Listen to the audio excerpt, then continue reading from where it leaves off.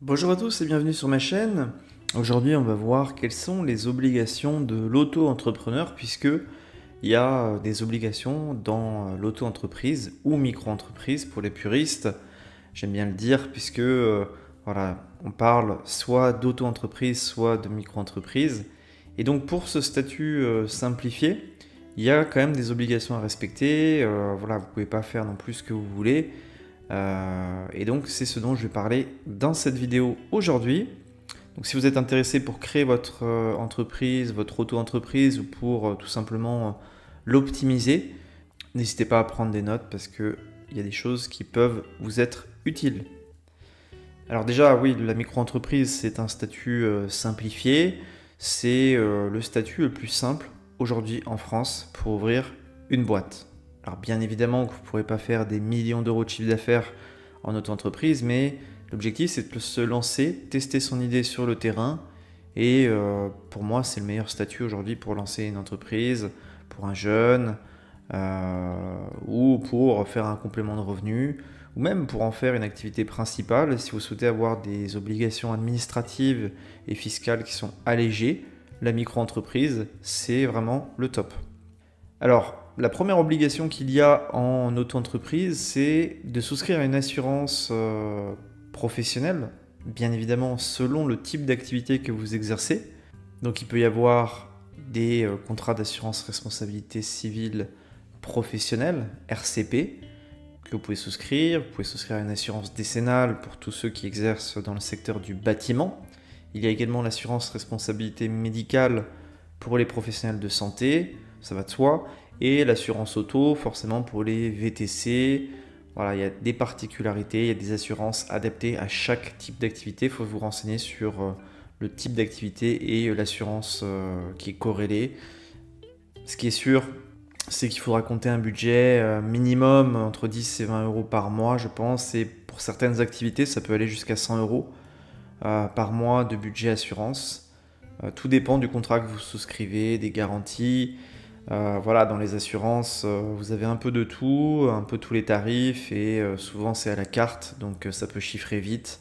Tout dépend de ce que vous réclamez, mais il y a certaines activités où l'assurance professionnelle est obligatoire. Par exemple, pour un paysagiste, vous êtes obligé d'avoir une assurance responsabilité civile professionnelle pour exercer ce métier. Parce que par exemple, si vous cassez quelque chose ou que vous faites du mal sans le vouloir à quelqu'un sur un chantier, eh bien, il faut que vous soyez assuré, tout simplement. Donc ça, c'est un point à ne pas négliger.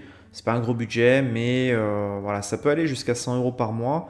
Tout dépend de l'activité que vous exercez, mais on est plus entre les 20 et 50 euros par mois pour la plupart des activités. Deuxième chose, il faut ouvrir un compte bancaire professionnel, un compte bancaire dédié, d'accord, dédié à votre activité. Il ne faut pas que vous receviez vos recettes sur votre compte bancaire principal, personnel, d'accord. Bien évidemment, il y a une condition. Il faut que votre chiffre d'affaires dépasse les 10 000 euros pendant 2 années consécutives pour que vous soyez dans l'obligation d'ouvrir un compte bancaire professionnel. Si ce n'est pas le cas, vous pouvez garder votre compte bancaire personnel et vous pouvez encaisser vos recettes sur votre compte bancaire personnel sans aucun problème si vous respectez cette condition que j'ai citée précédemment. Donc les 10 000 euros, 2 années consécutives.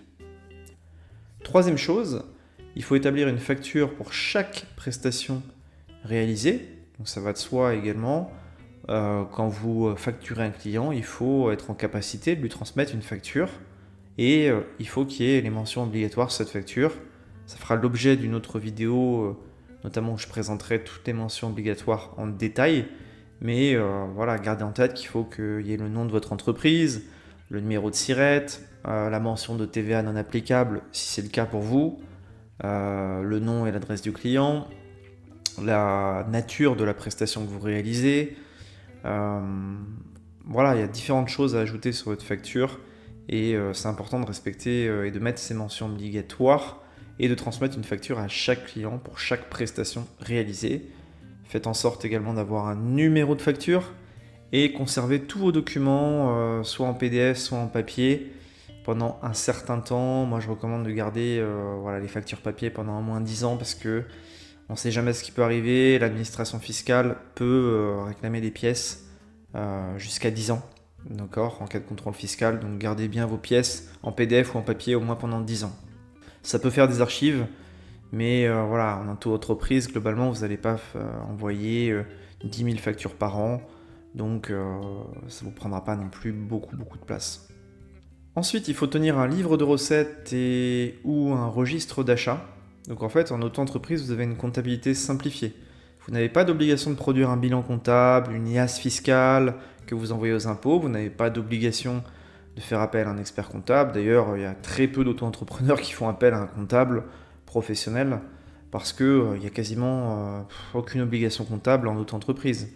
Qu'est-ce qu'un livre de recettes? Un livre de recettes, c'est tout simplement un tableur Excel, comme vous avez là sur l'écran, où vous allez rentrer vos recettes de manière chronologique et vous allez détailler le nom du client, la nature de la prestation, le montant TTC ou hors taxe, en fonction de si vous êtes soumis ou pas à la TVA. Et vous mettez le numéro de facture, vous mettez également la date de la prestation, enfin la date de la facture. Et voilà, vous renseignez tous ces éléments, vous les mettez de manière chronologique sur un tableur Excel. Et voilà, ça vous fait un livre de recettes. Le registre d'achat, il concerne avant tout les ventes de marchandises. Donc en fait, c'est les gens qui font de l'achat-revente, toutes ces choses-là. Pour les prestataires, les professions libérales, les coursiers, VTC, voilà, ça ne vous concerne pas. Après, pour les gens qui sont dans le bâtiment, comme il y a des achats, vous pouvez tenir un registre des achats puisque vous aurez forcément des achats à faire. Et là, c'est le même principe, il faut renseigner la date de facture, la nature de l'achat, le montant et voilà, toutes ces choses-là. Donc c'est une compta simplifiée, tenir un tableur Excel, voilà, ça prend pas non plus beaucoup de temps, peut-être par semaine ça va vous prendre 1 heure maximum. Donc il n'y a pas besoin de faire appel à un cabinet comptable, un expert comptable, et il y a très peu d'auto-entrepreneurs qui font appel à un expert comptable.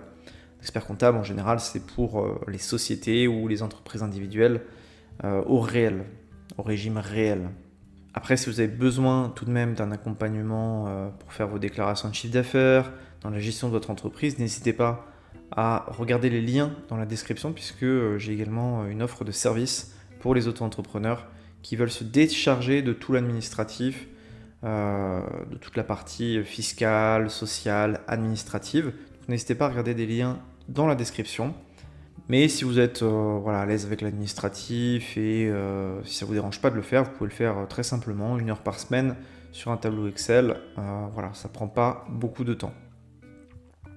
Ensuite, 5e point, bien évidemment, en tant qu'auto-entrepreneur, vous devez déclarer votre chiffre d'affaires de manière mensuelle ou trimestrielle, c'est au choix. Et vous devez payer vos impôts et charges dans les temps, sous peine de pénalités et de problèmes avec l'administration fiscale et même avec l'URSSAF. Donc voilà, ça se fait partie de vos devoirs de faire la déclaration de chiffre d'affaires le mois suivant, d'accord? Donc par exemple pour le mois de septembre, pour les recettes du mois de septembre, vous les déclarez début octobre. En tout cas, vous avez jusqu'à fin octobre pour déclarer votre chiffre d'affaires et payer vos cotisations sociales. Donc ça peut se faire de manière mensuelle ou trimestrielle. Et on parle de cette déclaration pour le paiement des cotisations sociales. Au niveau de l'impôt, ça se fait 1 fois par an au mois d'avril et au mois de mai, à moins que vous ayez opté pour le versement libératoire de l'impôt, qui est un mode de versement mensuel ou trimestriel qui vous permet de payer l'impôt à la source, de l'impôt sur le revenu lors du paiement des cotisations sociales en même temps. La CFE est également due pour les auto-entrepreneurs qui font 5 000 euros, plus de 5 000 euros de chiffre d'affaires annuel.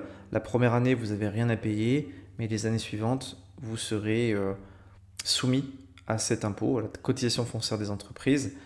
Il faut savoir qu'il y a beaucoup de personnes qui se domicilient à Paris parce que la CFE est faible, pas très élevée, alors que dans d'autres communes de France, la CFE est très élevée. Donc voilà, tout dépend en fait du lieu de domiciliation. Ce que je peux vous assurer, c'est qu'à Paris, la CFE est bien plus faible que dans d'autres contrées de France. Donc voilà toutes les obligations que vous avez. Comme vous pouvez le voir, c'est pas non plus monumental. Le compte bancaire, voilà, c'est si vous avez une activité qui est assez développée, donc plus de 10 000 euros pendant 2 années consécutives. Il faut souscrire une assurance professionnelle en fonction du type d'activité que vous exercez. Il faut bien faire et envoyer une facture à chaque client avec les mentions obligatoires, tenir une compta simplifiée via en fait un livre de recettes et déclarer son chiffre d'affaires chaque mois ou chaque trimestre en fonction de l'option que vous avez choisie et payer bien évidemment vos impôts et charges. Donc ça, c'est toutes les obligations. Si vous avez besoin d'un accompagnement à la création de votre entreprise, de votre auto-entreprise, ou même pour l'accompagnement en tant qu'auto-entrepreneur, je vous accompagne notamment pour toutes ces démarches de création, mais je vous accompagne également pour l'assistance administrative, fiscale et sociale durant tout votre parcours d'auto-entrepreneur. Comme ça vous décharge d'un poids, pas de stress, et vous gagnez du temps.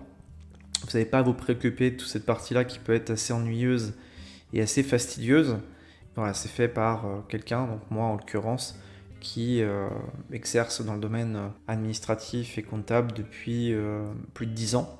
N'hésitez pas à regarder les liens dans la description. Puis si vous cherchez des infos sur le statut de l'auto-entrepreneur ou si vous voulez simuler vos revenus d'auto-entrepreneur, j'ai réalisé un fichier Excel exprès pour la simulation des revenus de l'auto-entrepreneur. Et il y a mon guide qui est également totalement gratuit. En tout cas, n'hésitez pas à aller regarder, les liens sont dans la description. Je vous souhaite une très bonne journée et je vous dis à bientôt. Bye bye.